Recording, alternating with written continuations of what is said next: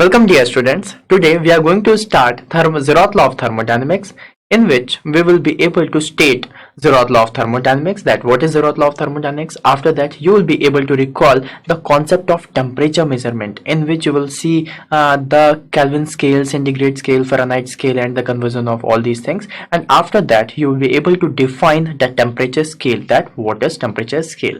तो चलिए ज्यादा टाइम ना लेते हुए हम जल्दी से जल्दी चलते हैं और देखते हैं क्या है ज़ेरोथ लॉ ऑफ थर्मोडायनेमिक्स, क्यों आया और क्यों है इसकी इतनी ज्यादा इंपॉर्टेंस। तो चलिए स्टार्ट करते हैं। Zeroth law of thermodynamics. अब ज़ेरोथ लॉ ऑफ थर्मोडायनेमिक्स क्यों आया, कब आया, कैसे आया, इसके बारे में आपको बताते हैं। थोड़ा सा इंटरेस्टिंग फैक्ट है, जब आप जान लोगे तो इसको पढ़ने में और भी ज्यादा मजा आएगा। तो सबसे पहली चीज है कि ज़ेरोथ लॉ ऑफ थर्मोडायनेमिक्स कौन लेकर के आए थे। जैसे कि आपने देखा होगा न्यूटन्स लॉ आता है, ग्रेविटेशनल लॉ आता है, ठीक है, आइंस्टीन की थ्योरी आती है, सारी चीजें इस तरीके से ज़ेरोथ लॉ भी आया है। तो अगर आप लोगों से पूछें कि ज़ेरोथ लॉ कौन लेकर के आया था, तो आपके दिमाग में सबसे पहली चीज आएगी, जो सबसे पहला वर्ड लिखा हुआ है वही लेकर के आया होगा, ज़ेरोथ साहब ही लेकर के आए होंगे। लेकिन नहीं, ज़ेरोथ साहब इसको लेकर के नहीं आए। इनके लिए एक नए इंसान थे जिनका नाम था फाउलर। क्या नाम था? फाउलर। फाउलर साहब लेकर के आए थे, और इसे कब लेकर के आए थे? इन 1931। मींस अगर देखा जाए तो 100 साल भी नहीं हुए, 100 इयर्स भी नहीं हुए। ये जो लॉ है थर्मोडायनेमिक्स का, ज़ेरोथ लॉ ऑफ थर्मोडायनेमिक्स, सबसे लेटेस्ट लॉ है, सबसे नया है, सबसे बिल्कुल बिल्कुल ताजा सा लॉ है जिसके बारे में हमें स्टडी करनी है। अब द पॉइंट इज, इसे ज़ेरोथ लॉ क्यों बोला गया। इसका सबसे अच्छा आप लोगों को एग्जांपल देता हूं।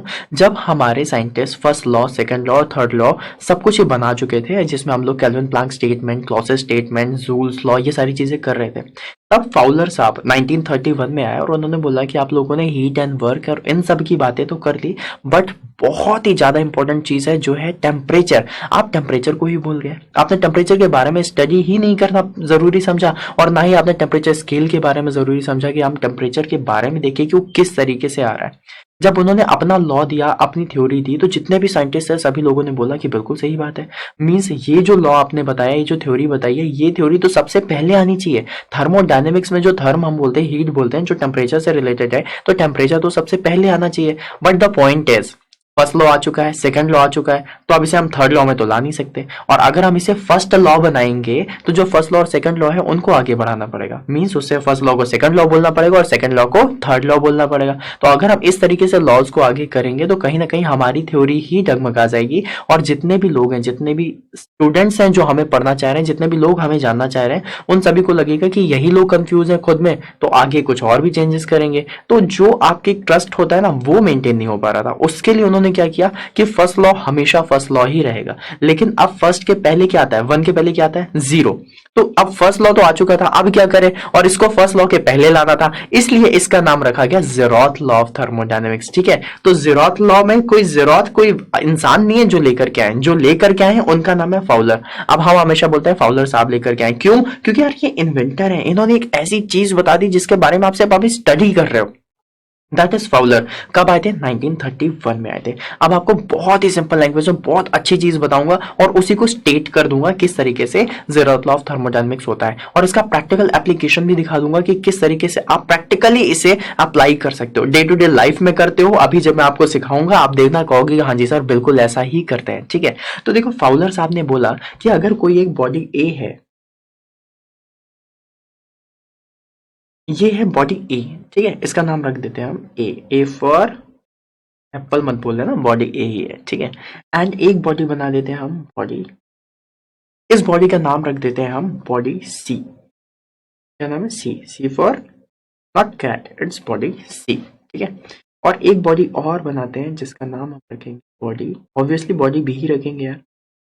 इस बॉडी का नाम क्या है? Body C.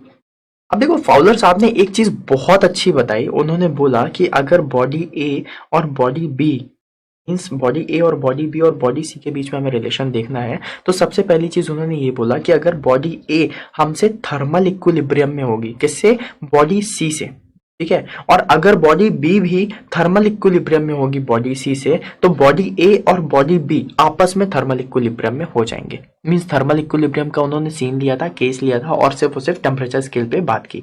बट उन्होंने सबसे पहले एक चीज ये बताई कि जो बॉडी ए और बॉडी सी है, and body B and body C, ये एक वॉल से अटैच्ड है। कनेक्टेड हैं, ऑब्वियसली इनके बीच में वॉल होगी तभी तो हीट ट्रांसफर हो रहा होगा, कोई ना कोई एक सब्सटेंस तो होगा। और ये जो वॉल है, इस वॉल को हम बोलते हैं diathermic wall. This wall is known as diathermic wall. Although आपको किताबों में डायाथर्मिक वॉल के बारे में इतना ज्यादा नहीं मिलेगा, बट स्टिल मैं आप लोगों को बता देता हूं कि इस वॉल को क्या बोलते हैं, डायाथर्मिक वॉल। डायाथर्मिक वॉल, ठीक है, जहां पर आपका जो हीट है ना प्रॉपर ट्रांसफर होती है। प्रॉपर मींस जिस टेम्परेचर, फॉर एग्जांपल अगर ये बॉडी ए अगर 100 डिग्री सेंटीग्रेड की है, फॉर एग्जांपल इसका टेम्परेचर 100 डिग्री सेंटीग्रेड है, तो इसका टेम्परेचर भी 100 डिग्री हो जाएगा। क्यों, हीट ट्रांसफर होगी ना, तो बॉडी सी का भी टेम्परेचर हो जाएगा 100 डिग्री सेंटीग्रेड। अब देखो बॉडी ए का टेम्परेचर क्या है 100 और इसका भी टेम्परेचर क्या है 100, ठीक है। तो फाउलर साहब ने कहा कि अगर बॉडी ए थर्मल इक्विलिब्रियम में है किससे, बॉडी सी से, और अगर बॉडी बी भी, मतलब ये वाली बॉडी, ये भी थर्मल इक्विलिब्रियम में है बॉडी सी से, मतलब अगर इसका टेम्परेचर 100 डिग्री सेंटीग्रेड है तो इसका टेम्परेचर भी कितना हो जाएगा 100 डिग्री सेंटीग्रेड, मतलब बॉडी बी भी थर्मल इक्विलिब्रियम में है बॉडी सी से। तो बॉडी ए और बॉडी बी आपस में थर्मल इक्विलिब्रियम में हो जाएंगे। हमें नहीं पता बॉडी ए और बॉडी बी का टेम्परेचर कितना है, लेकिन हमें पता है कि हम दोनों का जो म्यूचुअल थर्मल इक्विलिब्रियम का ऑब्जेक्ट है दैट इज बॉडी सी, उससे हम थर्मल इक्विलिब्रियम में है, तो हम भी थर्मल इक्विलिब्रियम में होंगे। कौन से, बॉडी ए और बॉडी बी। ऑल्दो बॉडी ए और बॉडी बी अगर मैं दिखाऊं तो ये पता है किससे कनेक्टेड होते हैं, ये एक ऐसी वॉल से कनेक्टेड होते हैं जहां पर टेम्परेचर, हीट ट्रांसफर हो ही नहीं सकती। अगर आप लोगों को याद हो तो हीट ट्रांसफर अगर नहीं होगी तो ऐसी प्रोसेस को हम कौन सी प्रोसेस बोलते हैं, एडियाबेटिक प्रोसेस, बिल्कुल। और अगर किसी प्रोसेस में हीट ट्रांसफर नहीं हो रही तो हम उस एडियाबेटिक का वर्ड का यूज करेंगे और यहां पर लिख देंगे कि इस वॉल का नाम क्या है, एडियाबेटिक वॉल। एडियाबेटिक वॉल, सी। अब ये जो बात इन्होंने बोली है, इसी बात को अगर मैं, फाउलर साहब जो बोल रहे थे उसी को अगर मैं स्टेटमेंट में लिखना चाहूँ तो मैं आप लोगों को ये बताऊंगा कि Fowler had said that if body A is in thermal equilibrium with body C and body B is in thermal equilibrium with body C, then body A and body B will be in the thermal equilibrium with each other, ठीक है। अब उसमें इन्होंने ये बोला है कि body A and C will be separated by a diathermic wall and body A and B will be separated by adiabatic wall, ठीक है। अब ये जो चीज मैंने आपको लिखी है यही चीज आपको प्रॉपरली समझ में आ रहा होगा कि भाई साहब 100 डिग्री सेंटीग्रेड इसका टेम्परेचर है और 100 डिग्री इसका हो गया, ठीक है। डायथर्मिक वॉल है, मतलब हमें टेम्परेचर के बारे में, हीट ट्रांसफर नहीं हो रही, हमें कुछ भी नहीं पता है।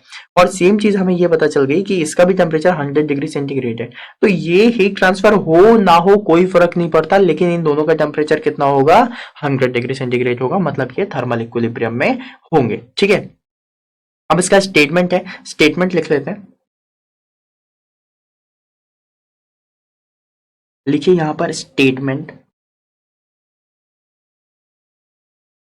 स्टेटमेंट में कहता है कि if body thermal equilibrium with body B, sorry, body C. If a body A is in thermal equilibrium with body C and body B, body C, then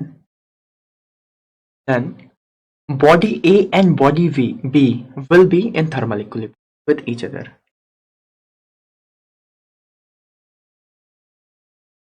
Body A। अब ये जो स्टेटमेंट फाउलर साहब दे करके चले गए कि उन्होंने बोला कि भाई साहब बॉडी ए और बॉडी बी आपस में थर्मल इक्विलिब्रियम में हो जाएंगे, ऑल दो वो एडियाबेटिक वॉल से ही क्यों ना कनेक्टेड हों, क्योंकि उनके साथ जो म्यूचुअली में कनेक्टेड है वो है बॉडी सी और वो किससे कनेक्टेड है, थ्रू डायथर्मिक वॉल, ठीक है। तो अब ये वाला जो स्टेटमेंट इन्होंने दिया, इस स्टेटमेंट का प्रैक्टिकल लाइफ में क्या एग्जाम्पल हो सकता है। क्या कभी आप लोगों ने सोचा है कि आप लोग क्या इसका यूज करते हो, एग्जैक्टली आप लोग इसका यूज करते हो, और वो जो आप इसका यूज करते हो वो है थर्मोमीटर। थर्मोमीटर के बारे में आप लोग जानते हो, thermometer is a practical life example of zeroth law of thermodynamics. अब आप बोलोगे सर ये कैसे यूज होता है, बहुत सिंपल है, बहुत इजी है, तुरंत समझ में आ जाएगा। बिल्कुल चीजें समझना, जो चीजें मैंने आप लोगों को बोली हैं वही चीजें आपको अभी समझाने वाला हूँ, ठीक है। अभी देखना आपको बहुत मजा आएगा। अभी स्टेटमेंट लिख लिया होगा आप लोगों ने, देखो डायग्राम से ही समझाऊंगा। यहाँ पर मैं ज़ेरोथ लॉ का डायग्राम बनाऊंगा और यहाँ पर मैं थर्मोमीटर का बनाऊंगा, साथ में आपको भी बनाऊंगा और इन तीनों चीजों को दिखाऊंगा, ठीक है। अब देखिए सेम डायग्राम मैंने बनाया है और यहाँ पर ये कौन सी वॉल कहलाती है, ये कहलाती है डायाथर्मिक, राइट, और ये कहलाती है एडियाबेटिक।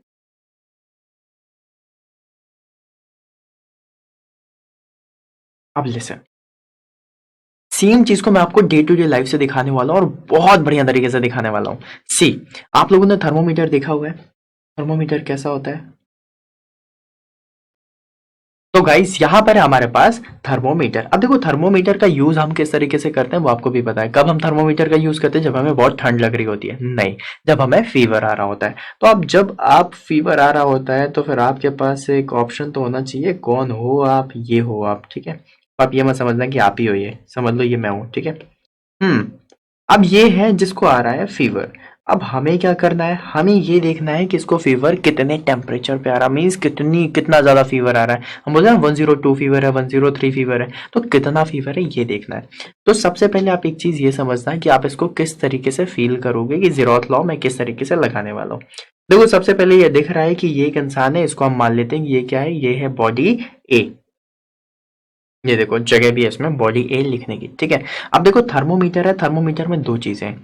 एक है इसका बल्ब, बल्ब मींस जो आप टच करते हो अपनी स्किन पे, जिससे क्या होता है टेम्परेचर कैलिब्रेट किया जाता है, ठीक है। तो अगर मैं आपसे बोलूं तो गाइस यहाँ पर है आप लोगों के पास थर्मोमीटर और यहाँ पर हमने बना दिया एक इंसान जिसका नाम रखा है हमने option A, that is body A, ठीक है। अब देखो इसको हम लोगों ने बोला कि ये बॉडी ए है और अगर मैं आपसे बोलूं कि मुझे थर्मोमीटर से इसका टेम्परेचर जानना है, ठीक है, कि इसको कितना फीवर है कितना क्या है, तो आप कैसे जानोगे?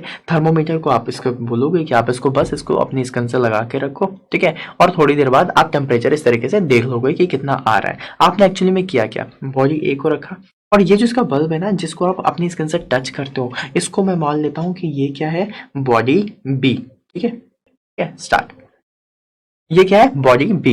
अब हम लोग क्या करेंगे, ये जो इसके अंदर एक फ्लूइड भरा हुआ है जिसे अपन क्या बोलते हैं, मरकरी, क्या बोलते हैं, मरकरी, दैट इज Hg, ठीक है। या फिर आप इसमें कोई भी आप फ्लूइड रख सकते हो, ऑल्दो हम हमेशा मरकरी रखते हैं, ये भी सिखाऊंगा क्यों रखते हैं, वो फ्लूइड मैकेनिक्स का टॉपिक होगा, बट अभी मैं आपको ये बता रहा हूँ कि इसमें क्या होता है, मरकरी, जिसका हम डिनोट करते हैं किससे, Hg से, ठीक है। अब देखो जो मरकरी है इसको हमने क्या बोला, अच्छा Hg ना लिख करके इसको लिखो सीधा सीधा बॉडी सी, बॉडी सी। वैसे अगर आपको ज़रूरत लॉ में देखना है तो मैं आपको बोलूंगा कि इस वाली जो मरकरी है इसको लिखो बॉडी बी, ठीक है, और इस वाले को लिखो बॉडी सी, क्योंकि आप मरकरी को डायरेक्ट टच नहीं कर रहे हो ना, आप तो सी को टच कर रहे हो, ठीक है। अब देखो, अब बिल्कुल डे टू डे लाइफ के एग्जाम्पल के तरीके से देखना, आपने एक्चुअली में क्या किया, आपको जब भी फीवर हुआ आपने थर्मोमीटर को लिया और इसका जो बॉडी सी है जिसको मैंने येलो कलर से दिखाया है, इसको आपने अपने बॉडी ए के साथ कैलिब्रेट कर लिया कि भाई साहब मेरा टेम्परेचर जितना है उतना ही टेम्परेचर इस बॉडी सी का होगा, और ये जो बॉडी सी है इसके साथ जो टच में है, जो इन कॉन्टेक्ट है, वो क्या है, वो है आपका बॉडी बी। तो जितना टेम्परेचर आपका होगा बॉडी सी पे जाएगा और जितना टेम्परेचर बॉडी सी का होगा वही टेम्परेचर बॉडी बी का होगा। अब बॉडी बी का जैसे ही टेम्परेचर बढ़ेगा तो इसकी एक प्रॉपर्टी होती है, ये क्या करेगा, राइज करेगा, और जितना राइज करेगा ऊपर की तरफ, यहाँ पर लिखी होती है कितनी रीडिंग्स, तो आप बता देते हो कि इसका टेम्परेचर कितना होगा। सेम चीज ही करनी होती है, सिर्फ और सिर्फ आपको ये देखना है कि आपने किस तरीके से कैलिब्रेशन किया है। बॉडी ए का कैलिब्रेशन बॉडी सी के साथ और बॉडी बी का कैलिब्रेशन बॉडी सी के साथ, और फाइनली हम बॉडी बी को देख करके बता देते हैं कि बॉडी ए का टेम्परेचर कितना होगा। सेम चीज हम इसमें कर रहे थे कि बॉडी ए का कैलिब्रेशन बॉडी सी के साथ, इस बॉडी बी का भी कैलिब्रेशन बॉडी सी के साथ, और फाइनली हम बता देते हैं कि बॉडी बी और बॉडी ए का टेम्परेचर कितना होगा। तो ये था आप लोगों का जीरोथ लॉ ऑफ थर्मोडायनेमिक्स का प्रैक्टिकल एप्लीकेशन जिसे आप डे टू डे लाइफ में करते हो। ऑल्दो पता नहीं होता, मैक्सिमम लोगों को नहीं पता होता कि जीरोथ लॉ ऑफ थर्मोडायनेमिक्स हम कहाँ लगाते हैं, बट बहुत इजी सा है, दैट इज आप कहाँ लगाते हो, थर्मोमीटर में। थर्मोमीटर का यूज करके आप फीवर टेम्परेचर देखते हो। अच्छा टेम्परेचर किसमें होता है, सेंटीग्रेड स्केल, केल्विन स्केल या फिर फ़ारेनहाइट स्केल, और आंसर आपका क्या है, फ़ारेनहाइट स्केल। आप फ़ारेनहाइट स्केल में इसका आंसर देते हो, ठीक है। तो आंसर आपका क्या आ जाता है, फ़ारेनहाइट स्केल में जो आपका 98.7 या 98.2 डिग्री होता है ना, तो वो आता है आपका नॉर्मल टेम्परेचर, और उसके बाद आप लोग आगे बढ़ते हो और वो 102 103 जो आप डिग्री बताते हो वो डिग्री फ़ारेनहाइट होता है जिसमें आपका फीवर देखा जाता है। तो ये था आप लोगों का practical application. So guys, now we have achieved our first learning outcome, that is zeroth law of thermodynamics. So students, after covering our first learning outcome, that is state zeroth law of thermodynamics, we're gonna start our next learning outcome, that is recall of concept of temperature measurement. अब जो हमको बात करनी है वो बात करनी है टेम्परेचर मेजरमेंट की। क्या होता है टेम्परेचर, उसको हम किस तरीके से मेजर करते हैं और किस तरीके से हम टेम्परेचर को देखने वाले हैं, हमारा नजरिया क्या होगा अब टेम्परेचर को देखने का, वो सारी चीजें हम आज देखने वाले हैं। तो चलिए बिना किसी टाइम के हम शुरू करते हैं। अब देखिए, जब हम लोगों ने ये बात लिख दी कि हम पढ़ने वाले हैं कॉन्सेप्ट ऑफ टेम्परेचर मेजरमेंट, तो इसमें सबसे पहली चीज आती है व्हाट इज टेम्परेचर। हम टेम्परेचर को डिफाइन कैसे करेंगे, what will be the definition of temperature, की डेफिनेशन क्या है टेम्परेचर की, राइट। और हमें सबसे पहली चीज डेफिनेशन मिलने के बाद कि हम इसको कैसे मेजर करेंगे, हाउ। हमारे पास सिर्फ दो ही चीजें हैं जब हम टेम्परेचर के बारे में जानना चाहते हैं। अगर मैं आप लोगों से कहूं कि आप लोग ये बताओ कि टेम्परेचर क्या होता है, आप किसी की बॉडी को देख करके आप बता सकते हो कि इसका टेम्परेचर कितना है? क्या आप ये बता सकते हो कि इसमें टेम्परेचर में क्या हो रहा है? किस तरीके से आप टेम्परेचर बताते हो? आप बोलोगे सर हम किसी भी बॉडी को छूते हैं, अगर वो गर्म होती है तो हम बोल देते हैं इसका टेम्परेचर ज्यादा है। तो जो गर्म है, वो जो ठंडी है, वो जो हम बात कर रहे हैं द हॉटनेस एंड कोल्डनेस की, वो है क्या? वो क्या टेम्परेचर मेजरमेंट का तरीका है? नहीं। जो हम हॉटनेस और कोल्डनेस की बात करते हैं वो एक्चुअली में आप हीट ट्रांसफर की बात करते हो। आप जब भी किसी भी हॉट बॉडी को, कोल्ड बॉडी को टच करते हो, या फिर किसी ऑपरेटस से, किसी भी अपैरेटस से, या फिर किसी आप अपने ह्यूमन बॉडी से भी टच करोगे, तो वो जो हीट ट्रांसफर रेट है, उस हीट ट्रांसफर रेट को एसोसिएट करता है टेम्परेचर। मीन्स आप जब किसी हॉट टी को पकड़ते हो, गर्म चाय को पकड़ते हो, तो आप उसे ये नहीं कहते हो कि बहुत गर्म है, इसमें 10 किलो जूल की मुझे हीट आ रही है। आप हमेशा ये कहते हो बहुत गर्म है, एटलीस्ट 70-80 डिग्री सेंटीग्रेड का टेम्परेचर होगा, राइट। मतलब कहीं ना कहीं आप हीट ट्रांसफर रेट को फील करते हो, लेकिन एक्सप्रेस किसमें करते हो? In terms of temperature express करते हो। ये बात तो आपको समझ में आ ही रही होगी।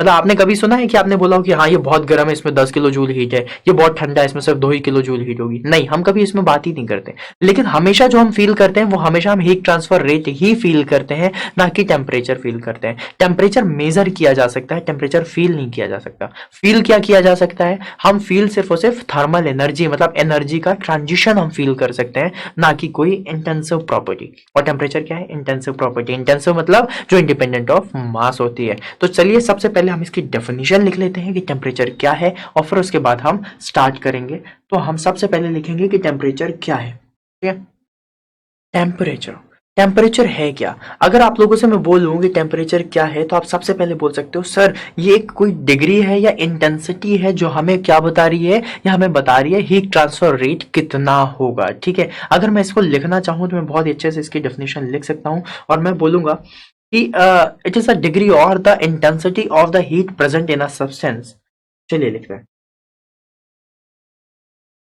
It is a degree or intensity of heat present in a substance बोल लो, या फिर इन एन ऑब्जेक्ट बोल लो, कुछ भी बोल सकते हो। इन object, it is a degree or intensity of heat present in a substance or object, especially expressed according to comparative scale। comparative scale कहने का मतलब क्या है कि आप कंपैरिजन से बता सकते हो। ठीक है, कि अगर मेरा टेम्परेचर इतना है तो मैं इसमें देखूंगा कि इसका भी टेम्परेचर देखा, और उसको या तो वॉल्यूम या फिर लेंथ के हिसाब से, मतलब जिस तरीके से हमने थर्मोमीटर में किया था कि उसकी लेंथ हम लोग देख लेते हैं, वॉल्यूम जब आपका थोड़ा सा रेज होता है, उसकी लेंथ जब बढ़ती है, हाइट, तो हम बता देते हैं कि इसमें इतनी डिग्री हीट होगी, अगर इतनी हीट है तो इसमें इतना टेम्परेचर होगा। तो कहीं ना कहीं हमें क्या चीज देखनी है? हमें देखना है कॉम्परेटिव स्केल। अगर कॉम्परेटिव स्केल में हम लोगों ने कोई भी चीज मेजर की, तब हम बोलेंगे ये टेम्परेचर है।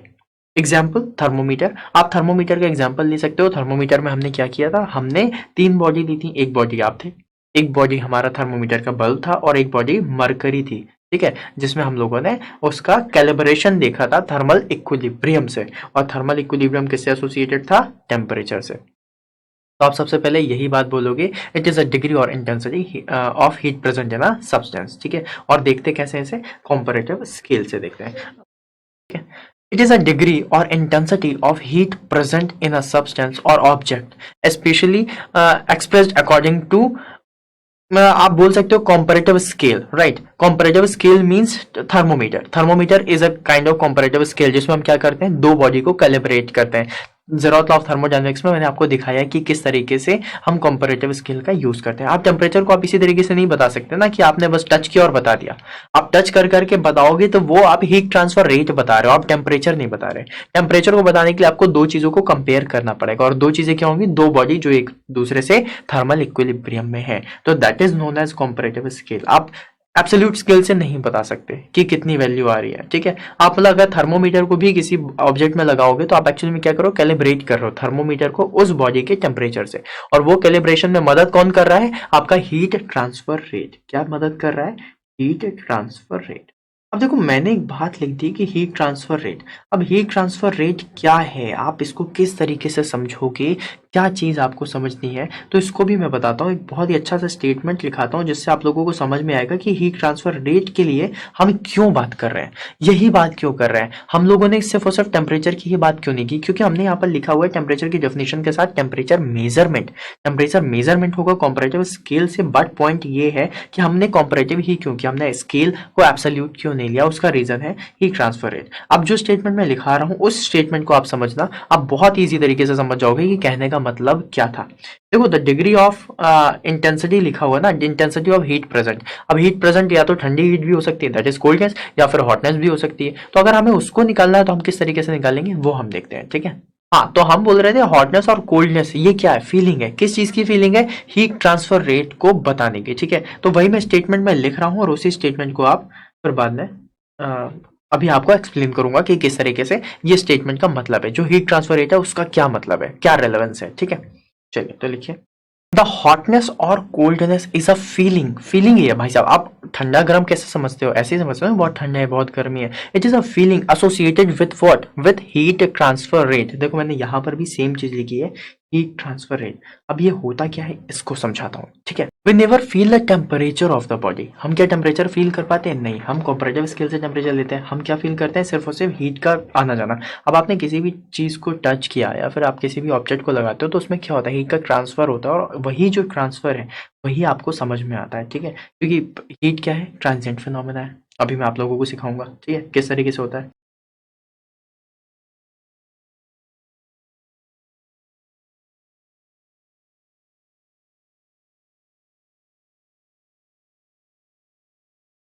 सी, अब मैंने लिखा we never feel the temperature of the body, we always feel the heat transfer rate. अब हीट ट्रांसफर रेट आप किस तरीके से देखोगे? हीट ट्रांसफर रेट को आप किस पे डिपेंड करोगे? हम डिपेंड करते हैं थर्मल एब्जॉर्प्टिविटी पे। अब देखो एक नया टर्म आ गया है, thermal absorptivity.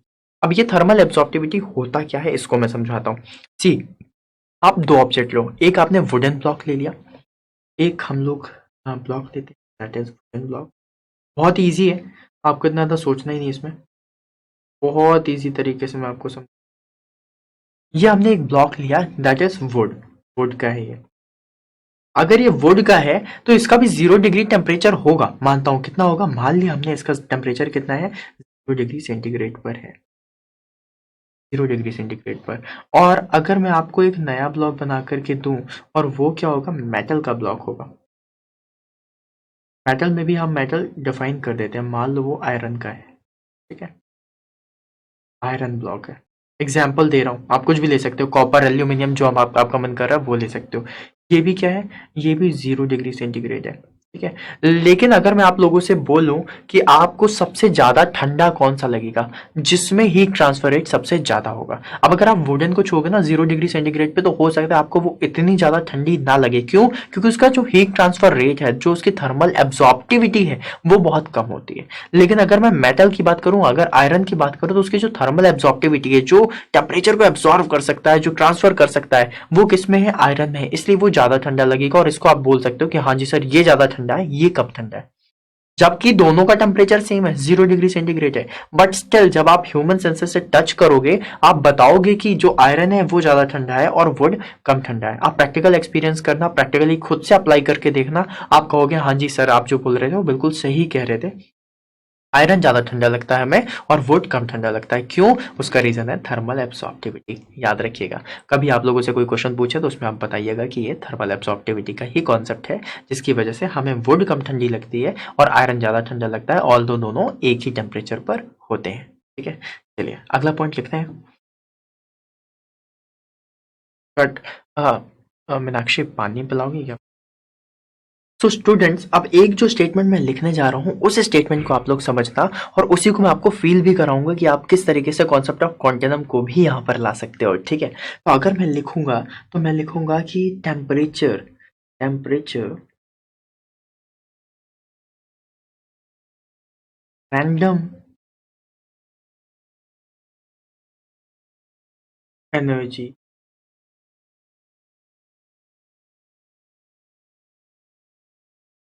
Average random energy of molecule in a system, ऐसा बोल सकते हैं। या फिर ये बोल सकते हैं temperature is average random energy present in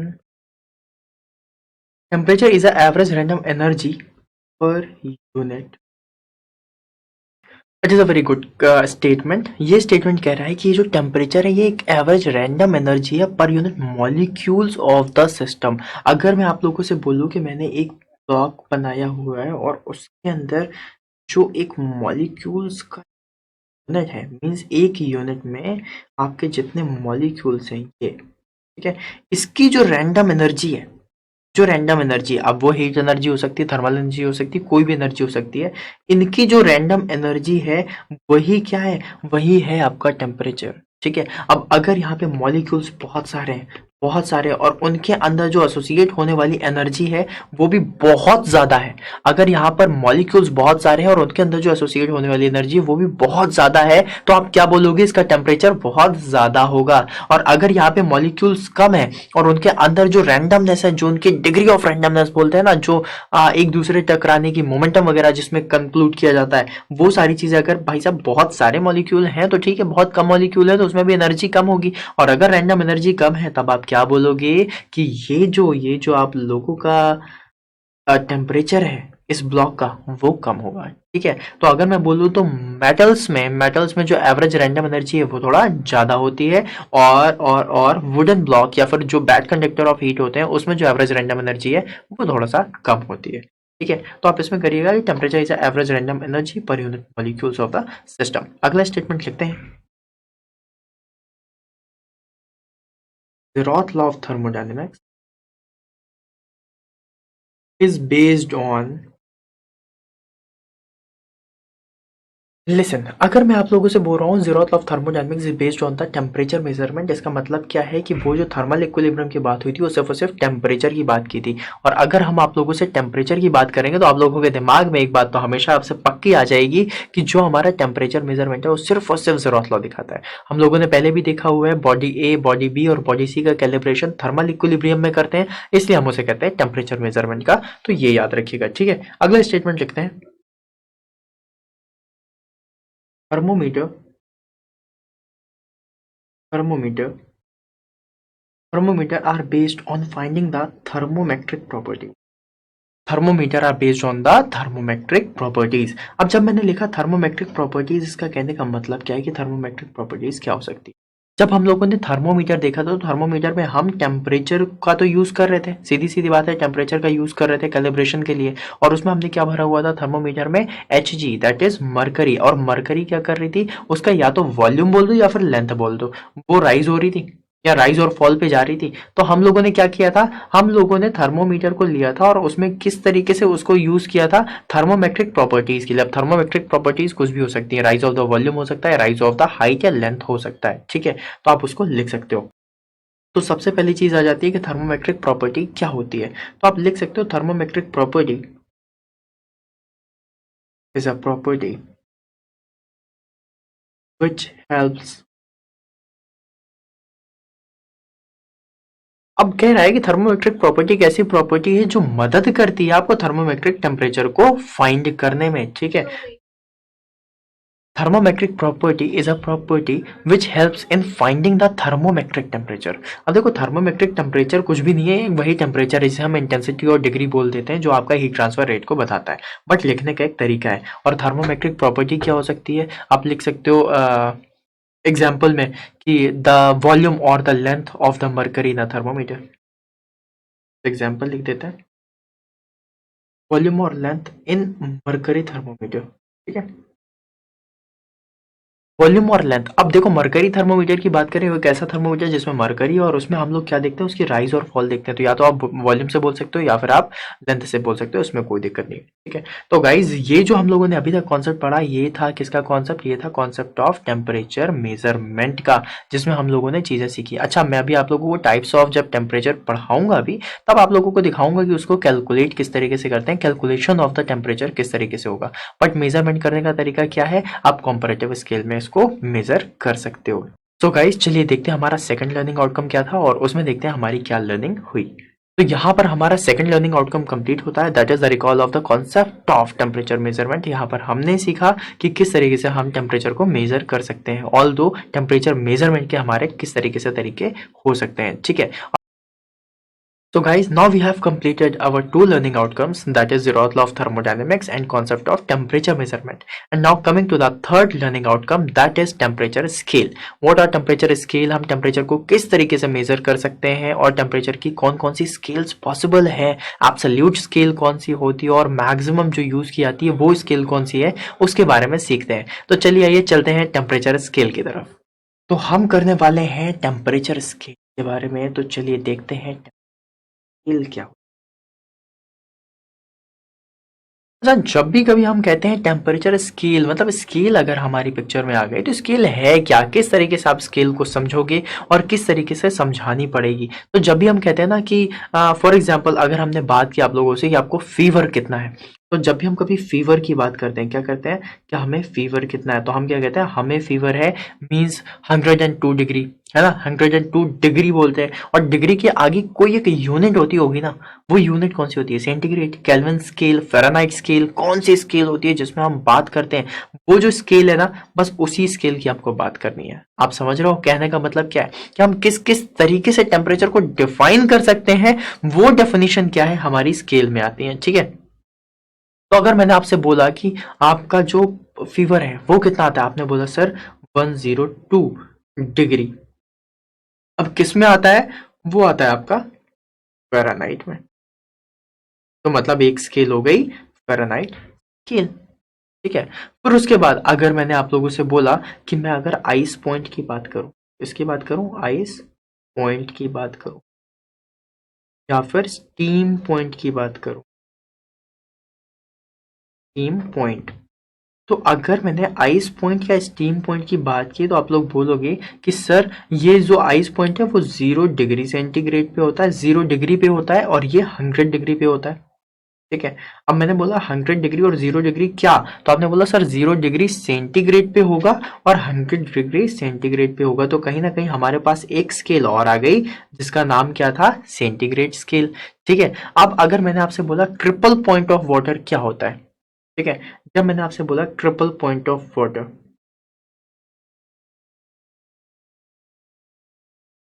single P होता है ना, ट्रिपल पॉइंट टेम्परेचर, ठीक है। जब हमने ट्रिपल पॉइंट की बात की, तो ट्रिपल पॉइंट क्या होता है, एक ऐसा पॉइंट जहां पर आपके तीनों फेजेस मिलते हैं, solid, liquid and gases phase, तीनों फेज का एक मैटर मिल जाए, वो हम कहते हैं ट्रिपल पॉइंट। तो ट्रिपल पॉइंट की अगर हम बात करें, तो वो किसका होता है, वाटर का ट्रिपल पॉइंट कितना होता है, अगर आप लोगों को याद आ रहा हो, दैट इज 273.16 डिग्री। अब जब हमने डिग्री की बात की, तो यहाँ पर फिर एक क्वेश्चन आता है, किस डिग्री में बात कर रहे हो, फ़ारेनहाइट में बात कर रहे हो, केल्विन में बात कर रहे हो, सेंटीग्रेड में बात कर रहे हो, और यहाँ पर हम बोलेंगे कि हम ये केल्विन स्केल पर बात कर रहे हैं। तो देखिए हर एक जगह हमने टेम्परेचर बताया है, बर्फ कब जमती है, स्टीम कब बनती है, फीवर किस में आता है, और ट्रिपल पॉइंट टेम्परेचर क्या होता है, इन सभी की बात की। लेकिन अगर आप लोग फील कर पाओ, तो मैंने इन सभी में क्या किया है, इन सभी में डिग्री की जो स्केल है ना टेम्परेचर की, वो डिफरेंट रखी है, फील कर रहे हो, एक में फ़ारेनहाइट है, एक में डिग्री सेंटीग्रेड है, एक में केल्विन डिग्री सेंटीग्रेड है। तो ये जो आप लोगों ने टेम्परेचर की स्केल देखी है। अच्छा हाँ, एक चीज अभी अभी ही क्लियर कर देता हूँ, जरूरी नहीं है, जरूरी नहीं है कि आप फीवर से फ़ारेनहाइट में ही दिखा सकते हो, या आइस पॉइंट, स्टीम पॉइंट आप सेंटीग्रेड में दिखा सकते हो, या फिर ट्रिपल पॉइंट आप सिर्फ केल्विन में दिखा सकते हो। अगर आप चाहो तो इसको सेंटीग्रेड में भी लिख सकते हो, लीजिए हम लिख देते हैं, यहाँ पर मैं लिख दूंगा 0.01 डिग्री सेंटीग्रेड, ये लीजिए। ट्रिपल पॉइंट को मैंने किससे बता दिया, मैंने आपका सेंटीग्रेड में बता दिया। ठीक है, अगर आप लोगों ने बोला कि सर आइस पॉइंट को भी तो आप उसमें बता सकते हो, मैंने कहा बिल्कुल बता सकते हैं, आइस पॉइंट को भी बता सकते हैं, दैट इज 273.15 डिग्री केल्विन। ले लीजिए, मैंने सेंटीग्रेड को किसमें बता दिया, केल्विन में बता दिया। अब ये जो कन्वर्जन है ये भी मैं आपको सिखा दूंगा, डजंट मैटर, और बहुत बड़ी चीज नहीं है, ये आपको बन जाएगा। और अगर 100 डिग्री सेंटीग्रेड को करना है, दैट इज 373.15 डिग्री केल्विन। हाँ जी बिल्कुल, हम केल्विन पे अब बात करेंगे। तो कहीं ना कहीं आप देख रहे हो जो टेम्परेचर है, टेम्परेचर स्केल्स हैं, ये टेम्परेचर स्केल्स जो है आर्बिट्ररी हैं अपने आप में, मतलब आप इनको किसी भी तरीके से यूज कर सकते हो। अब देखो बहुत सारी जगह आप किसी का भी किसी में भी यूज करो, लेकिन क्या हो रहा था, दिक्कतें कहाँ आ रही थी वो मैं आपको बताता हूँ। सबसे बड़ी दिक्कत ये आ रही थी कि स्टैंडर्डाइजेशन नहीं हमें मिल पा रहा था। मींस हम लोग कहीं पर सेंटीग्रेड यूज कर रहे हैं, कहीं पे फ़ारेनहाइट यूज कर रहे हैं, कहीं पे केल्विन स्केल यूज कर रहे हैं, और अगर हम इसी तरीके से इतनी सारी चीजें यूज करते जाएंगे तो कहीं ना कहीं आप लोग ये फील करोगे कि सर अब मैंने आंसर सेंटीग्रेड में दिया था, उसने आंसर केल्विन में दिया, उसका आंसर कैसे आया और मेरा आंसर डिफरेंट क्यों आ रहा है, क्योंकि हमारी स्केल्स अलग है। तो अगर हमें स्केल्स को सेम रखना है, उसके लिए हमें कोई एक स्केल पकड़ के चलनी पड़ेगी, और वो जो एक स्केल पकड़ के चलने की बारी आई उसमें हम लोगों ने 90% जगह, जहां पर हम हीट की बात करेंगे, टेम्परेचर की बात करेंगे, वहां पर हमने 90% जगह केल्विन स्केल को महत्व दिया है। केल्विन स्केल से ही हमने चीजें सीखी हैं। ठीक है, तो मैक्सिमम जगह अगर आप लोग देखोगे तो आपको क्या देखने मिलेगा, आपको केल्विन स्केल ही देखने मिलेगी। ये जो स्केल है ये मैक्सिमम जगह 90% यूज होती है। ऑल दो जो हमारा सब्जेक्ट है heat transfer management, heat and mass transfer, ठीक है, हीट एंड मास ट्रांसफर की अगर आप बात कर रहे हो तो उस सब्जेक्ट में हम लोग सेंटीग्रेड का भी यूज करते हैं, कोई दिक्कत नहीं है। अब जैसे थर्मोमीटर है उसमें हमेशा फ़ारेनहाइट का यूज होता है, तो कहीं ना कहीं कुछ ना कुछ चीजें यूज होती हैं। कई बार होता है हम लोग कुछ अपनी खुद से ही टेम्परेचर स्केल बना लेते हैं कि नहीं हमारा टेम्परेचर आज से P डिग्री सेंटीग्रेड है।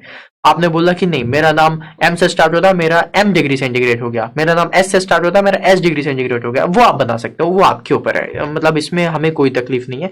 बट द पॉइंट इज कि क्या है एक ऐसा टेम्परेचर स्केल जिसको हम हमेशा हर तरीके से एक स्टैंडर्ड वे में फॉलो कर सकते हैं, और वो था केल्विन स्केल। तो आइए कुछ कहानी लिखते हैं। आई थिंक आपको ये फीवर और आइस पॉइंट और स्टीम पॉइंट से थोड़ा सा समझ में आया होगा। अब हम थोड़ी सी कहानी लिखते हैं और फिर उसके बाद हम आगे बढ़ेंगे। ठीक है, और कहानी भी हम ऐसी नहीं लिखेंगे कि जो आपको समझ में ना आए, कहानी में भी सिर्फ एक लाइन लिखेंगे जो बहुत इजी से होगी और जिसमें हम बात कर चुके हैं। ठीक है,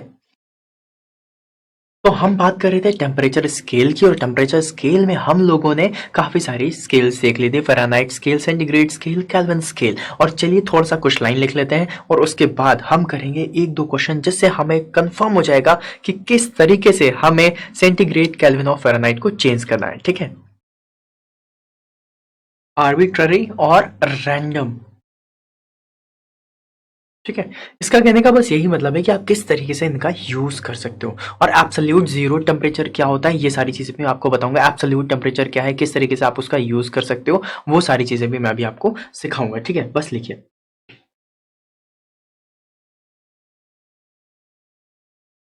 हम्म, अब देखिए मैंने इसमें लिखा है कि जो आपकी केल्विन स्केल है इसे हम एब्सोल्यूट स्केल बोलते हैं, और ये एक थर्मोडायनामिक टेम्परेचर स्केल है। ठीक है, इसे हम थर्मोडायनामिक टेम्परेचर स्केल भी कहते हैं। It is also called as thermodynamic temperature scale. अब बात सबसे पहले ये आती है कि हमने केल्विन स्केल को ही क्यों लिया है।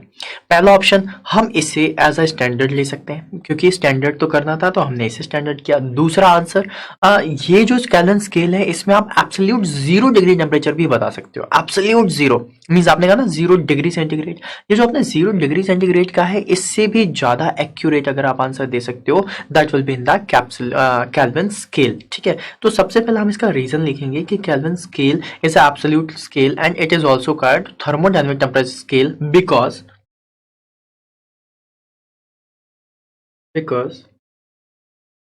because it is independent of the properties of the material. It is of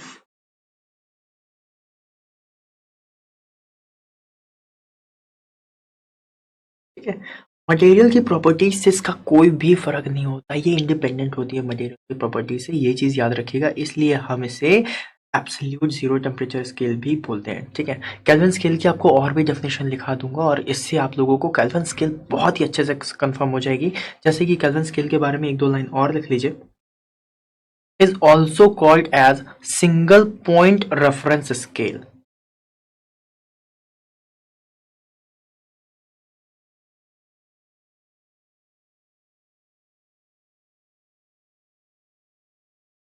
अब देखो जहां पर मैंने लिखा कि kelvin scale is also called single point reference scale, तो सबसे पहले आप लोगों के दिमाग में एक पॉइंट आना चाहिए कि सर आपने रेफरेंस स्केल की तो बात कर दी है, रेफरेंस स्केल क्या होता है, कैसा होता है और इसे हम किस तरीके से देखेंगे। सीधी सीधी बात है, बहुत अच्छा क्वेश्चन है। आप लोगों को ये भी बताना पड़ेगा कि रेफरेंस स्केल है क्या, ठीक है, और सिंगल पॉइंट रेफरेंस स्केल क्यों लिखी है। तो चलिए रेफरेंस स्केल के बारे में जानते हैं। जब हमने बोला सिंगल पॉइंट रेफरेंस स्केल के लिए, तो जो रेफरेंस स्केल है ये सेलेक्ट किया गया एक पॉइंट को, और वो था triple point of the water, ठीक है। तो हम लिखेंगे reference scale, reference scale is a point selected is a triple point of water according to internationally acceptance, ठीक है। आप ये बोल सकते हो कि इंटरनेशनली इसको एक्सेप्ट किया गया है कि ये क्या हो जाएगा, ये आप लोगों का एक सिंगल पॉइंट है और वो पॉइंट कौन सा है, triple point of the water की वजह से, ठीक है। तो आप लिखेंगे reference scale is a point selected is a triple point of water. Reference scale is a point selected is a triple point of water according to internationally accepted convention, ठीक है। अब ये जो internationally accepted convention था ये क्या था, इसके बारे में आपको बताता हूँ। इसमें इन्होंने जो बात की थी वो बात की थी आप लोगों से, वो बात की थी आप लोगों से ट्रिपल पॉइंट ऑफ वाटर की, सिंगल पॉइंट की। अगर आपको ट्रिपल पॉइंट टेम्परेचर याद हो तो वो ट्रिपल पॉइंट टेम्परेचर हम लोगों ने क्या लिखा था,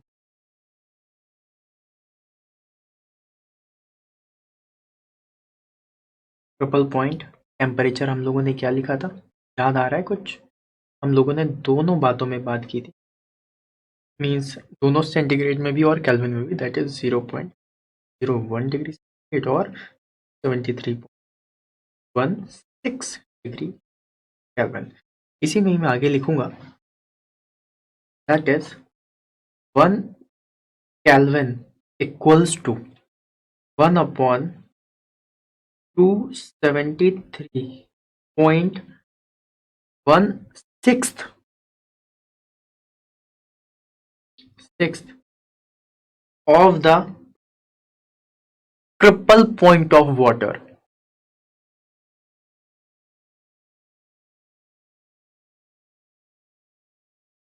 of the triple point of water. अब मैंने क्या कहा, मैंने कहा कि एक केल्विन स्केल को अगर मुझे डिफाइन करना है तो मैं बोलूंगा it is the one 1/273.16 part of the triple point of the water. ये होगा आपका 1 डिग्री केल्विन की वैल्यू।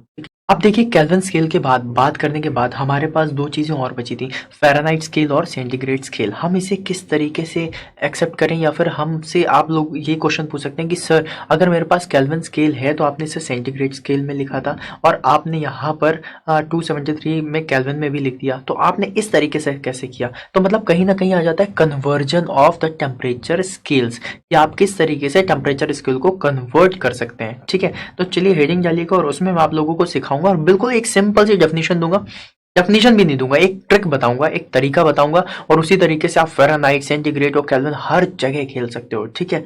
तो देखिए यहाँ पे लिख लीजिएगा कन्वर्जन ऑफ टेम्परेचर।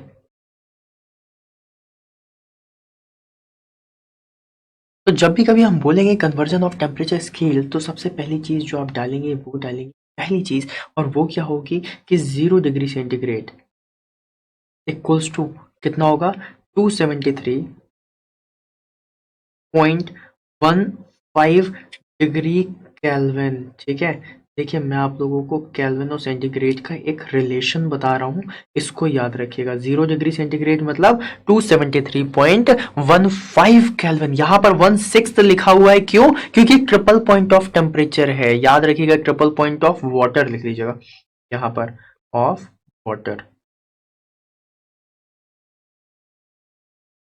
ठीक है। यहाँ पर मैंने क्या कहा, 0 डिग्री सेंटीग्रेड मतलब 273.15 डिग्री केल्विन। अब ये जो मैंने डिग्री केल्विन की बात की है, आप लोगों ने देखा होगा कि अगर 0 डिग्री सेंटीग्रेड 273 है तो 1 डिग्री सेंटीग्रेड क्या होगा, बिल्कुल सीधी सी बात है। आपको कभी भी किसी भी टेम्परेचर को निकालना हो, फॉर एग्जाम्पल, एग्जाम्पल देखो बहुत अच्छे से आप लोगों को समझ में आ जाएगा। एग्जाम्पल आपको निकालना है 10 degree centigrade equals to how much degree kelvin, ये आपका क्वेश्चन है। ठीक है, अब 10 डिग्री सेंटीग्रेड को हाउ मच डिग्री केल्विन होगा, क्या करोगे, कुछ भी नहीं करना है। 0 डिग्री सेंटीग्रेड मतलब 273.15, अगर 10 डिग्री सेंटीग्रेड निकालना है तो 10 में 0 जोड़ दो प्लस 273.15, आंसर क्या आ जाएगा 283.15 डिग्री केल्विन। अब ये जो 283.15 डिग्री केल्विन लिखा है, ये क्या है आप लोगों का, ये है आप लोगों का 10 डिग्री सेंटीग्रेड का कन्वर्जन इन केल्विन स्केल। समझ आ गया, कितना इजी था। मींस अगर आप लोगों से कोई भी क्वेश्चन पूछे, एक क्वेश्चन अगर आप लोगों से मैं पूछूं कि 30 degree centigrade equals to how much kelvin, ठीक है, अगर मैं बोल दूं आप लोगों से 27 degree centigrade equals to how much degree kelvin, अगर आपसे बोलूं 100 degree centigrade equals to how much degree kelvin, इसमें आप लोगों को कैलकुलेट नहीं करना है, जो भी चीजें हैं सब कुछ दिमाग में होनी चाहिए। 30 डिग्री 273 प्लस 30 करोगे कितना आ जाएगा 373, नहीं 2 से 273 में जब आप 30 जोड़ोगे तो आंसर कितना आएगा 303, ना कि 373, 03.15 degree kelvin.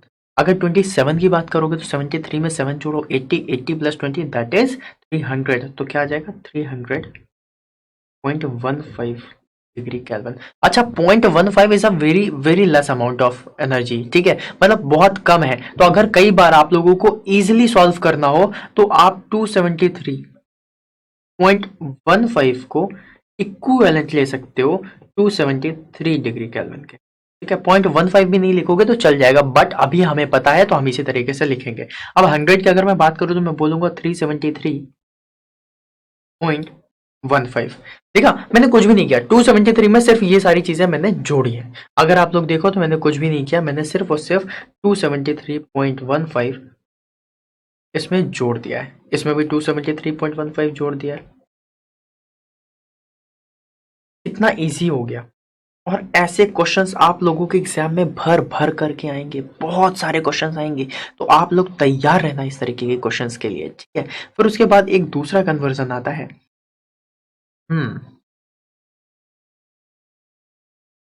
Degree Fahrenheit scale को सेंटीग्रेड स्केल में कन्वर्ट करने के लिए, और उसका सिर्फ एक फॉर्मूला है and that is 9p/5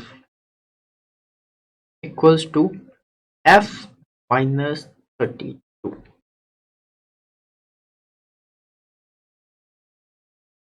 that is, अब ये जो मैंने C और F लिखा है ये आप लोगों को समझाने की इतनी ज़्यादा ज़रूरत नहीं पड़ेगी, क्योंकि आप लोगों को भी पता है कि ये डिग्री सेंटीग्रेड है और ये डिग्री फ़ारेनहाइट में है। इसको बहुत अच्छे से याद रखिएगा क्योंकि इससे बहुत सारे क्वेश्चंस पूछे जाते हैं। अभी मैं आप लोगों को एक क्वेश्चन देता हूँ और उसी क्वेश्चन से आप लोगों को समझ में आ जाएगा। दैट इज, अगर मैंने आप लोगों से बोला कि बताओ इफ, क्वेश्चन लिखते हैं यहाँ पर, इफ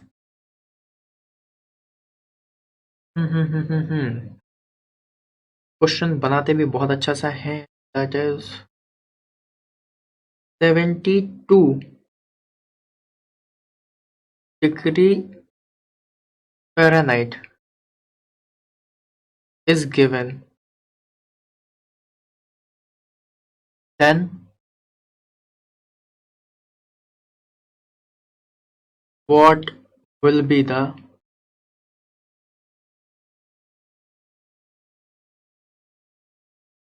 reading? बहुत ही सिंपल सा क्वेश्चन है, कुछ भी नहीं करना है, हम लोगों को तुरंत ही आंसर मिल जाएंगे, ठीक है। अब देखो 72 डिग्री फ़ारेनहाइट की वैल्यू रखनी है, put the value get the answer. आपके पास फॉर्मूला है, फॉर्मूले में पुट करो और आंसर निकाल लो। अगर मैं आप लोगों को फॉर्मूला दिखाऊं तो आप लोग क्या लिखोगे, 9 इंटू, अब देखो मल्टीप्लीकेशन ही है, ठीक है, ऐसा कुछ नहीं कि प्लस लगा है। 9 multiplied by degree centigrade divided by 5 equals to 72 minus 32।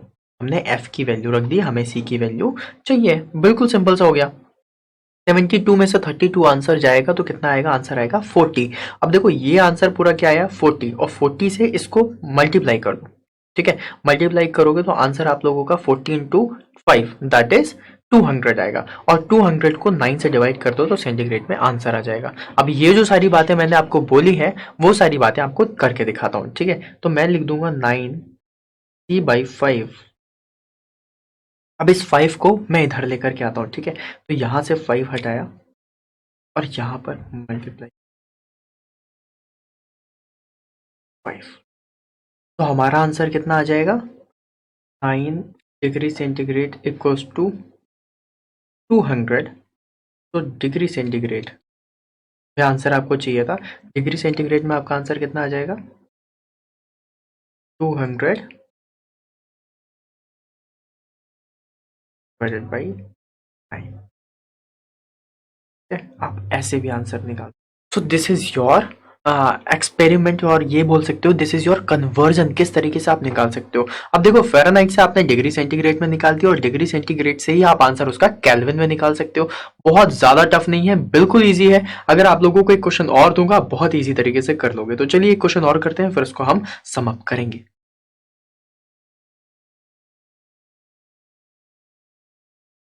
45 degree centigrade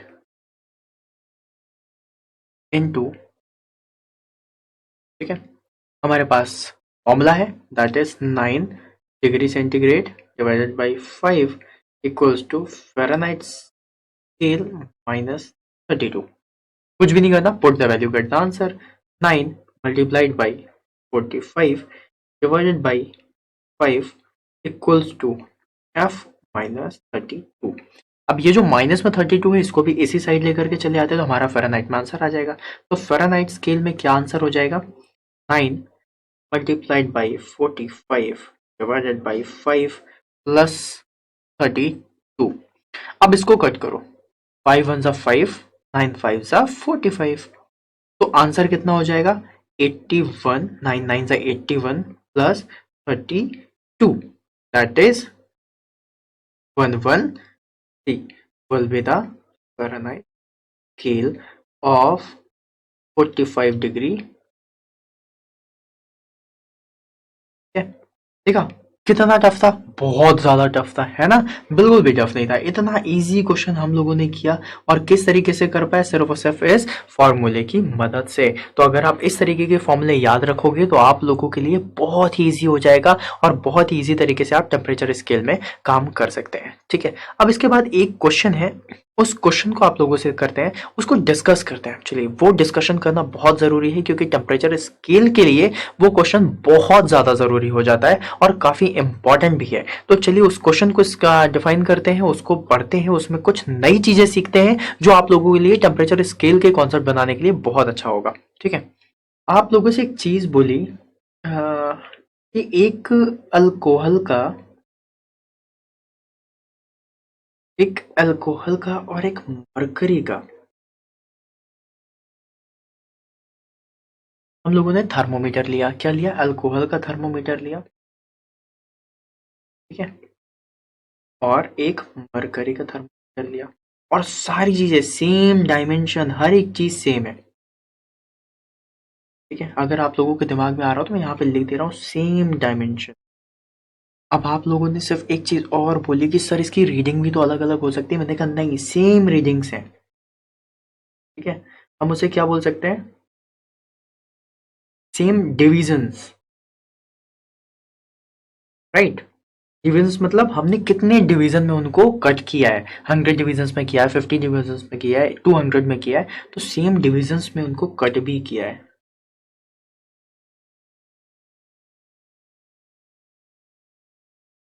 अगर हम लोगों ने ये दोनों चीजें की हैं और उसके बाद उन्हें क्या किया? कैलिब्रेट किया है। क्या किया है? कैलिब्रेट किया है।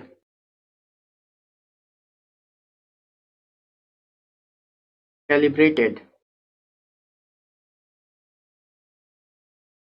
Eight ice point and steam point. Steam point. मतलब हम लोगों ने उनको कैलिब्रेट कर दिया आइस पॉइंट में भी और स्टीम पॉइंट में, दोनों में हमने इसको कैलिब्रेट किया, ठीक है। मींस आइस पॉइंट पे दैट इज 0 डिग्री सेंटीग्रेड पे मरकरी और अल्कोहल दोनों थर्मोमीटर सेम टेम्परेचर दिखा रहे होंगे, सेम रीडिंग दिखा रहे होंगे, और इसी तरीके से स्टीम पॉइंट पे भी सेम रीडिंग दिखा रहे होंगे। नाउ द क्वेश्चन इज, अब क्वेश्चन आता है, will they show the same reading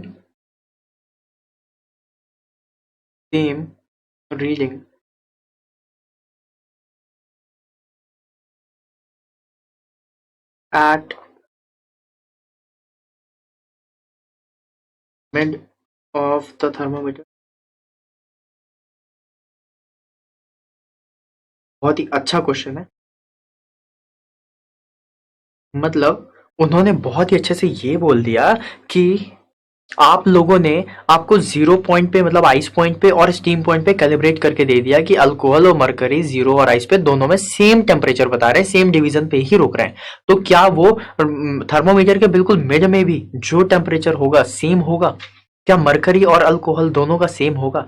ये क्वेश्चन है। अब क्वेश्चन बहुत अच्छा है क्योंकि इसमें बहुत सारी चीजें आ रही हैं। अल्कोहल की डेंसिटी के बारे में आ रहा है, मरकरी की डेंसिटी के बारे में आ रहा है, एक लाइट वेट होता है, एक हैवी वेट होता है, एक हीट के साथ किस तरीके से रिएक्ट कर रहा है, ये बहुत सारी चीजें हैं। तो जब भी कभी इस तरीके का क्वेश्चन आएगा तो सबसे पहले आप लिख देना नो। क्या लिखोगे? नहीं, नहीं हो सकता ऐसा। उसके रीजन क्या क्या है वो रीजन मैं अभी आपको लिखाता हूं, लेकिन ये चीज आपको समझ में आई कि हमने कहा क्या था। हमने जो थर्मोडायनेमिक्स की बात की थी, थर्मोमीटर, तो जब हम लोगों ने टेम्परेचर की बात की तो हमने बोला कि दो थर्मोमीटर सेम डिविजन्स में सेम टेम्परेचर नहीं दिखा सकते, ऑल दो वो आइस और स्टीम पॉइंट पे क्यों ना कैलिब्रेट कर दिए गए हों, ठीक है। उसका जो रीजन है वो लिखा रहा हूँ, उस रीजन को देखिएगा, उसको समझिएगा, पढ़ने की कोशिश करिएगा, आपको सारी चीजें समझ में आएंगी। बहुत ही सिंपल लैंग्वेज में उसका रीजन लिखा रहा हूँ और वो रीजन बहुत इंपॉर्टेंट है। आप लोगों से बहुत सारे एग्जाम्स में इस तरीके से पूछा गया है। तो ठीक है, चलिए रीजन लिखते हैं। अब देखिए, ये जो चीज़ मैं लिख रहा हूँ यहाँ पे मैंने आपको बोला कि अगर अल्कोहल और मरकरी थर्मोमीटर को हमने कैलिब्रेट किया है आइस पॉइंट और स्टीम पॉइंट पे, और उनकी लेंथ को हमने 100 डिविजन्स में किया, हमने डिवीजन डिफाइन कर दी कि भाई साहब 100 है, सेम डिवीजन की जगह हमने 100 लिख दिया, 100 डिविजन्स दोनों में किए गए, ठीक है। 100 डिविजन्स में हमने इसे डिफाइन कर दिया। हाँ जी। अब इतनी बड़ी कहानी लिखी है तो उसको समझना भी तो जरूरी है। तो देखो, कहानी में मैंने कुछ भी नहीं लिखा है, जो बातें मैंने आप लोगों से ऊपर की थी वही बातें मैंने इसमें लिख दी है कि अगर हम अल्कोहल और मरकरी थर्मोमीटर को कैलिब्रेट करते हैं आइस पॉइंट और स्टीम पॉइंट पे और उनके हमने 100 डिविजन्स कर दिए हैं, तो ये तो गारंटी है कि वो आइस पॉइंट और स्टीम पॉइंट पे सेम रीडिंग दिखाई देंगे। लेकिन इसकी कोई भी गारंटी नहीं है कि वो मिड में हो, ऊपर नीचे कहीं पर भी हो, आइस पॉइंट और स्टीम पॉइंट के बीच में कहीं पर भी सेम रीडिंग दिखा पाएंगे, ठीक है। अब उसका रीजन कुछ भी हो सकता है, स्टीम हो सकता है, तो सॉरी डेंसिटी हो सकता है कि डेंसिटी किस तरीके से उनकी वेरी करती है, अल्कोहल की डेंसिटी अलग है, मरकरी की डेंसिटी अलग है। आपका हीट ट्रांसफर कोफिशिएंट भी हो सकता है, अल्कोहल में हीट ट्रांसफर कोफिशिएंट कैसा है, मरकरी में हीट ट्रांसफर कोफिशिएंट कैसा है। पर उसके बाद उनका रिएक्शन भी देख सकते हैं कि वॉल्यूम किस तरीके से राइज हो रहा है, उनकी लेंथ किस तरीके से राइज हो रही है। मीन्स जिस तरीके से रिएक्शंस है उन पे डिपेंड करेगा कि मटेरियल क्या है, ठीक है। तो ये वाला एक पॉइंट था जो बहुत ज्यादा जरूरी था आप लोगों को जानना कि हाँ, हम भले ही कितना भी कैलिब्रेट कर दें आइस पॉइंट और स्टीम पॉइंट पे, मिड में कहीं ना कहीं वो अल्कोहल और मरकरी धोखा एक दूसरे को दे करके चले जाएंगे। So this was all about temperatures, जिसमें हम लोगों ने टेम्परेचर स्केल के बारे में सीखा कि किस तरीके से टेम्परेचर स्केल्स होती हैं, किस तरीके से हम केल्विन स्केल को डिफाइन करेंगे और किस तरीके से हम उनका कन्वर्जन करेंगे सेंटीग्रेड स्केल में, फ़ारेनहाइट स्केल में और आप लोगों का केल्विन स्केल में। अब गाइस, इस तरीके की चीजों के बाद हम लोगों को एक चीज और देखनी है, और वो क्या चीज देखने वाले हैं, वो हम देखने वाले हैं डिफरेंट टेम्परेचर स्केल्स में आप किस तरीके से अपनी सेंटीग्रेड स्केल की वैल्यू निकाल सकते हो। फॉर एग्जांपल मैंने बता दिया कि आइस पॉइंट पे हमारी 400 डिग्री पी आ रही है और पी डिग्री सेंटीग्रेड, हम पी डिग्री हमने ले लिया, कोई हमारी स्केल है, ठीक है। हमने बता दिया आइस पॉइंट पे 400 आ रही है और स्टीम पॉइंट पे 100 आ रही है। अब आप ये बताओ कि 60 डिग्री सेंटीग्रेड पे आपका कितने डिग्री पी आ रहा होगा? क्वेश्चन कैसे भी आ सकता है, बिल्कुल मतलब बहुत ही सिंपल से क्वेश्चन हो सकते हैं। तो देखिए क्वेश्चन अभी मैं आपको दिखा रहा हूँ और उसको आंसर किस तरीके से करना है उसका भी एक तरीका बताऊंगा, एक ट्रिक बताऊंगा और उस ट्रिक से आप उसका आंसर निकाल सकते हैं। ठीक है, तो चलिए आइए ट्रिक देखते हैं और उसके क्वेश्चन देखते हैं।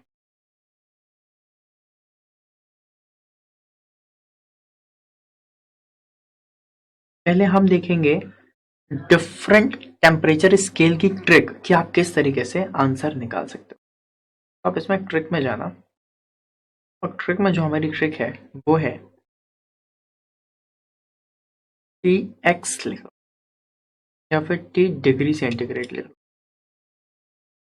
Degree centigrade minus ice divided by T steam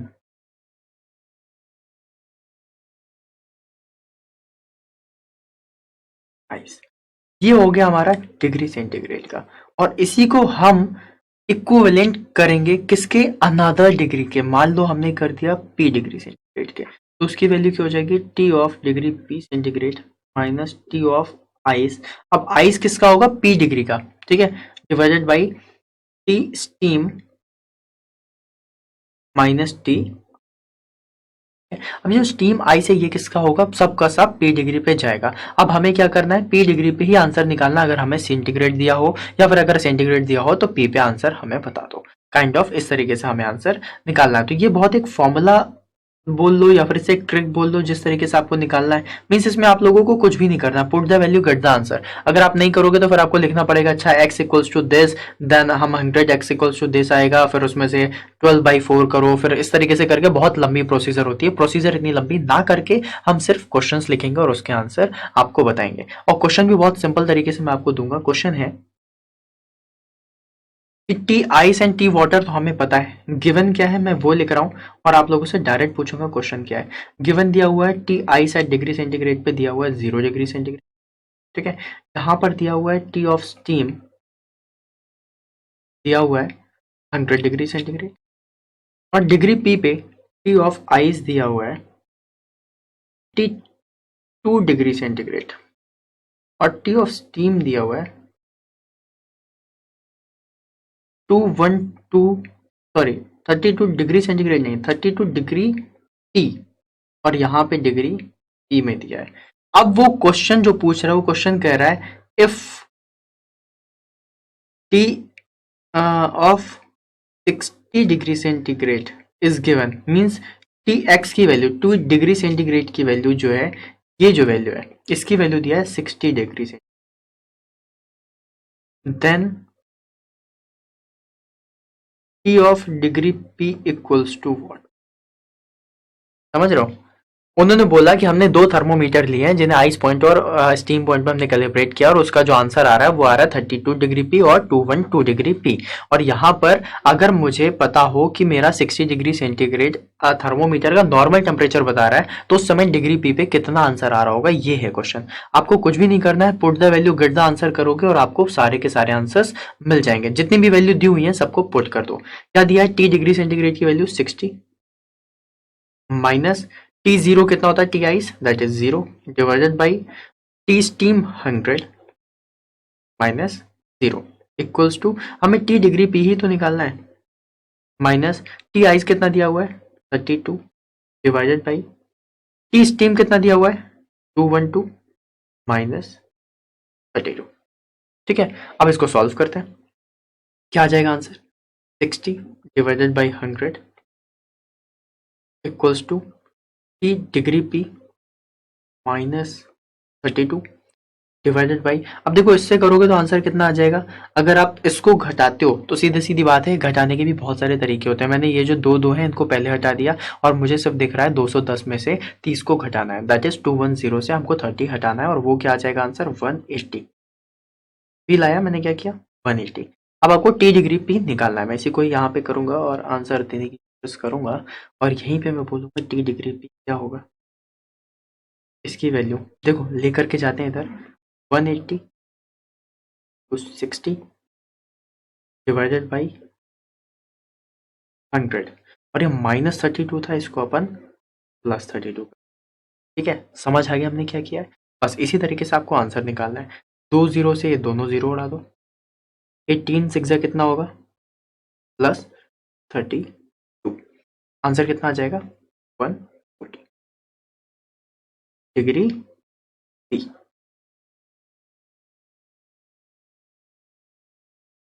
तो अगर आप लोगों से क्वेश्चन पूछा गया कि टी आइस की वैल्यू 0 और टी स्टीम की वैल्यू 100 डिग्री सेंटीग्रेड है, सेम वे टी आइस की वैल्यू 32 डिग्री पी और टी स्टीम की वैल्यू 212 डिग्री पी है, तो आप ये बताओ टी डिग्री सेंटीग्रेड पे अगर 60 डिग्री वैल्यू है तो उसमें टी डिग्री पी पे कितना आंसर आएगा, आप बोल देना 140 डिग्री पी। क्या किया है, कुछ भी नहीं किया है, सिर्फ हमने फॉर्मूला रखा है और फॉर्मूले पे हमने वैल्यू पुट कर दिया और आंसर निकाल दिया। ऑल्दो इसको करने के बहुत सारे तरीके हो सकते हैं, बहुत सारे तरीके, लेकिन आप लोगों के दिमाग में सिर्फ एक ही चीज होनी चाहिए कि किस तरीके से हम आंसर निकालेंगे। देखो इसी को ही इसी चीज को मैं एक तरीके से और बता रहा हूं, ठीक है। इसने क्वेश्चन पूछा, सेम क्वेश्चन है, ठीक है, यहां पे मैं लिख दे रहा हूं सेम क्वेश्चन है, सेम क्वेश्चन। अब सेम क्वेश्चन है, सिर्फ उसने एक चीज बोली कि एक ऐसा टेम्परेचर बताओ, temperature temperature where T degree centigrade is equals to equal to T degree P। अब कह रहा है कोई एक ऐसा टेम्परेचर बताओ जहां पर T डिग्री सेंटीग्रेड C और T degree centigrade of P की वैल्यू सेम आनी चाहिए। हमने कहा ठीक है, अभी बता देते हैं, हमें क्या दिक्कत है, सेम वैल्यू फिर से रख देंगे, T of degree centigrade minus 0 divided by what, that is 100 minus 0 equals to, अब देखो T डिग्री सेंटीग्रेड इक्वल है तो क्या यहाँ पे भी मैं T डिग्री सेंटीग्रेड रख दूं, रख दिया, माइनस 32 वैल्यू याद होनी चाहिए, डिवाइडेड बाई 212 माइनस 32 कर लो, T ice T degree centigrade divided by 100 equals to T of degree centigrade minus 32 divided by 180। अब 180 को इधर ले जाओ, 180 T degree centigrade equals to 100 T degree centigrade minus 32 है, यही होगा।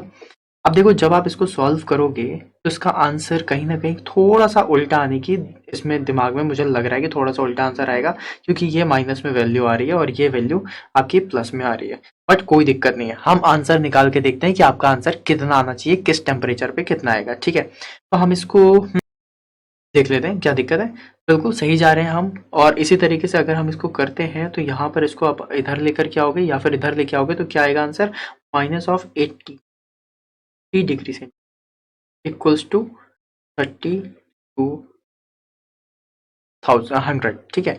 अब आपको T डिग्री सेंटीग्रेड निकालना है, कुछ भी नहीं करोगे, डिवाइड कर दो, वो कितना आ जाएगा, 32,000 डिवाइडेड बाई 80, 0 से 0 काटा, 8 1 जा 8, 8 4 जा 32, आंसर कितना आ गया, 40 डिग्री। अब 40 डिग्री कौन सा है, माइनस वाला है, ठीक है, समझ गए आंसर कैसे आया, ये चीज समझ में आ गई। मैंने क्या किया, मैंने दोनों जगह सेम वैल्यू रख दी, क्यों, क्योंकि उन्होंने बोला कि एक ऐसा टेम्परेचर बताओ जहां पर सेम वैल्यू रखने पे हमें सेम चीज मिले, एक ऐसा पॉइंट, तो ये वाला पॉइंट है जहां पर -40 ही आएगा। आप TF रख दो या फिर TC रख दो, सॉरी TP रख दो, डिग्री P पे रख दो आंसर, या फिर डिग्री सेंटीग्रेड पे रख दो, आपका आंसर -40 ही आएगा, 40 डिग्री -40 डिग्री पे आंसर आपका सेम आएगा, ठीक है। तो this was all about temperature scales, temperature measurement और किस तरीके से हमने टेम्परेचर को किया है। सो फाइनली हम लोगों ने ये सारी चीजें जब सीख ली हैं तो हम ये बोल सकते हैं कि जो हमारा थर्ड लर्निंग आउटकम था वो भी कंप्लीट हो गया। तो आइए देखते हैं। हाँ जी गाइस, तो यहाँ पर हमारा अभी जो हमने अभी कंप्लीट किया है उसमें हमने अपने तीनों लर्निंग आउटकम कंप्लीट कर लिए हैं। Now you are able to state what is Zeroth law of thermodynamics. Now you can recall what is the concept of temperature measurement and the temperature scale, उसकी डेफिनेशन क्या है। और temperature scale की अगर definition के लिए देखें तो टेम्परेचर स्केल में हमने तीन चीजें सीखी हैं। पहली चीज सीखी है सेंटीग्रेड स्केल, फिर क्या सीखा है हम लोगों ने, सीखा है केल्विन स्केल और उनके कन्वर्जन सीखे हैं, और फ़ारेनहाइट स्केल के बारे में भी जाना है, और कॉन्सेप्ट ऑफ टेम्परेचर मेजरमेंट में हमने क्या जाना था? कॉन्सेप्ट ऑफ टेम्परेचर मेजरमेंट में हमने सबसे पहली चीज जानी थी कि टेम्परेचर किस लिए आता है। टेम्परेचर एक फिनोमेना है, वो आता है हीट ट्रांसफर की वजह से। मींस आप जब किसी भी चीज को टच करते हो या फिर कोल्डनेस या हॉटनेस दिखाते हो तो उससे आप टेम्परेचर नहीं चेक करते हो, उससे आप अपना हीट ट्रांसफर का फिनोमेना चेक करते हो, ना कि टेम्परेचर। और जीरोथ लॉ ऑफ थर्मोडायनेमिक्स में हमने क्या पढ़ा था? हमने तीन बॉडीज के बीच का कैलिब्रेशन पढ़ा था in terms of thermal equilibrium. So guys, this was all about today's learning and I hope आपको ये सारी चीजें समझ में आ गई होंगी।